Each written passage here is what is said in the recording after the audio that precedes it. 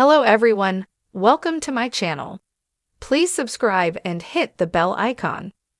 Taylor Sheridan wrote two of the best neo-westerns ever made just before Yellowstone released. In 2018, Taylor Sheridan burst onto the scene with his hit series, Yellowstone, yet some may be surprised to learn that the writer, director, and producer helped make two outstanding neo-western movies before that. Despite gaining popularity in the late 2010s, Sheridan has been in the entertainment industry since the late 1990s. He has worked as an actor, a screenwriter, a producer, and a director on various projects, from the action hit Sicario to the recent Paramount Plus show, Landman. However, some of Sheridan's most underrated accomplishments, and some of his best works, are his neo-western movies. Over the course of his career, Sheridan has worked on 8 movies and 9 television series. Although he is well known for his western stories, he has also delved into other genres such as action, horror, and crime. For example, 2015's Sicario tells the story of an FBI agent recruited to join a task force against the war on drugs. Meanwhile, his most recent cinematic project, Finesse, explores the complex relationship between two estranged brothers who find themselves in the midst of a criminal organization. Admittedly, though, these films may not be quite as compelling as Sheridan's two neo-westerns. Two Sheridan movies that you cannot miss are Hell or High Water and Wind River. The former was released in 2016 and follows a single father and his convict brother who carry out a heist in order to save their family ranch. The film stars Chris Pine, Ben Foster, and Jeff Bridges. Then, the following year, Sheridan wrote and directed Wind River, which centers on the murder of a woman on a reservation and the investigation carried out by a U.S. Fish and Wildlife Service tracker and an FBI agent, played by Jeremy Renner and Elizabeth Olsen, respectively. Hell or High Water boasts a certified fresh 97% on Rotten Tomatoes, while Wind River comes in just a bit lower at 87%. Both Hell or High Water and Wind River are incredible neo-western films. Hell or High Water boasts a certified fresh 97% on Rotten Tomatoes, while Wind River comes in just a bit lower at 87%. What sets these films apart from others in the genre is their ability to tell a compelling story that perfectly blends classic Western tropes with modern-day scenarios. Viewers get to see the cowboy's traditional struggle of good and evil, set in a context that is fresh and relatable. Overall, Sheridan's writing is unwavering and pierced through with authenticity. There is no doubt that Yellowstone is a fantastic series and perfect for Western fans, but even then, Sheridan's movies may be even better. In just a couple of hours, audiences can see Sheridan's writing and direction at its finest, wrapped into an entertaining and moving storyline.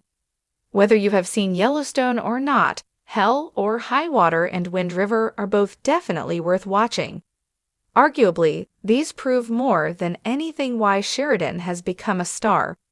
Fortunately, these two films are not the last viewers will see of Sheridan on the big screen. Although he is busy working on several ongoing series like Lioness and Tulsa King, Sheridan also has plans for a film adaptation of the nonfiction book, Empire of the Summer Moon, which follows the years-long conflict between the Comanche Native Americans and white settlers. With this movie and others, hopefully Taylor Sheridan can prove that his talent goes beyond the small screen. Before Yellowstone became a modern TV juggernaut, Taylor Sheridan was already reshaping the American Western. But instead of dusty saloons and quick-draw showdowns, his stories simmered with quiet rage, moral ambiguity, and the stark beauty of forgotten frontiers. Long before John Dutton rode onto our screens in a cowboy hat and a world of trouble, Sheridan had already penned two masterpieces that redefined the neo-western genre. Sicario 2015 and Hell or High Water 2016. Gritty, poetic, and painfully real.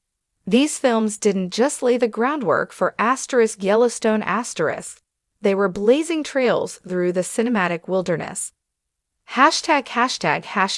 The rise of a reluctant screenwriter. Taylor Sheridan didn't start out as Hollywood's heir to the Western.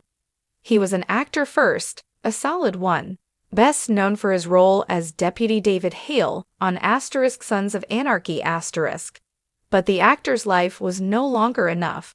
Frustrated with the roles he was being offered and driven by a desire to tell stories that reflected the grit and complexity of his upbringing in Texas, he turned to screenwriting. His breakout?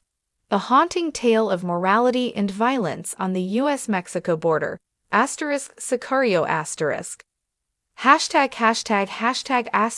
Sicario*.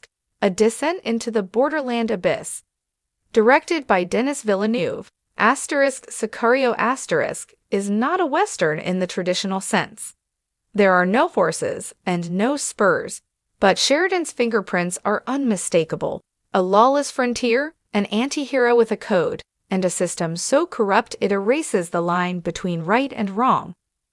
Emily Blunt plays an idealistic FBI agent dragged into a covert war on drugs. But it's Benicio del Toro's Alejandro, a vengeance-driven operative with a ghostly past, who lingers long after the credits roll. The film pulsates with dread, and its moral compass spins wildly, just as in the classic westerns where lawmen were often no better than the outlaws they hunted. Sheridan's script was lean, merciless, and lyrical, a testament to his ability to write characters who feel as raw as the desert wind. More importantly, Sicario*. Revealed his knack for using the landscape as a character. The sun-scorched borderlands were as much a player in the story as any human, echoing the isolation and chaos that define neo-westerns. #Hell or High Water*. The heart of the New West. If Sicario*. Was Sheridan's dark meditation on the cost of justice, Hell or High Water*. Was his elegy for the dying American dream. Directed by David Mackenzie, this 2016 film tells the story of two brothers, Toady, Chris Pine, and Tanner, Ben Foster, who rob banks to save their family ranch from foreclosure. Hot on their heels is Jeff Bridges' aging Texas Ranger, all drawl and dry wit, chasing justice in a world that's moved on without him. Set against the desolate beauty of West Texas, Hell or High Water*. Is a slow burn. It's not about action, it's about atmosphere. Sheridan paints a portrait of rural America hollowed out by economic despair, where payday loan signs outnumber churches and the heroes look suspiciously like criminals. But that's the genius of the neo-Western. It doesn't give you clean answers, it gives you complexity. What makes this film sing is its heart. Despite the heists, there's an aching tenderness to the brothers' relationship, a sense that they're fighting for something already lost. And in Jeff Bridges' world-weary lawman, Sheridan offers a counterpoint. A man who's seen too much but still believes in the idea of justice, even as it slips through his fingers like dry dust. A blueprint for Yellowstone*. By the time Yellowstone*. Premiered in 2018, Sheridan had already proven he could write modern westerns that were both poetic and brutal. The DNA of Sicario*. And Hell or High Water*. Runs deep in the show. The moral ambiguity, the sweeping landscapes, the Shakespearean family dynamics. But what Yellowstone*. Did was take those ideas and explode them into a sprawling epic. John Dutton isn't so different from Toby Howard or Alejandro. He's a man fighting to protect his land, his legacy, and his family, even if it means becoming the villain. And like in Sheridan's films, the real enemy isn't just a person. It's a system, it's history, it's change. Where Sicario*. Was a bullet to the heart and Hell or High Water*. A slow bleed, Yellowstone*. Is a long war. But all three share the same bones, men and women, trying to hold on to something slipping away, in a land that offers no forgiveness. ### Sheridan's real legacy. What sets Taylor Sheridan apart isn't just his ability to write compelling dialogue or craft tense action sequences. It's his understanding of the American mythos, how the West was never really won, only rewritten. He writes characters who live on the edge of civilization, sometimes morally, sometimes geographically. And he writes places where the law is either absent or irrelevant, where survival means bending rules and breaking codes.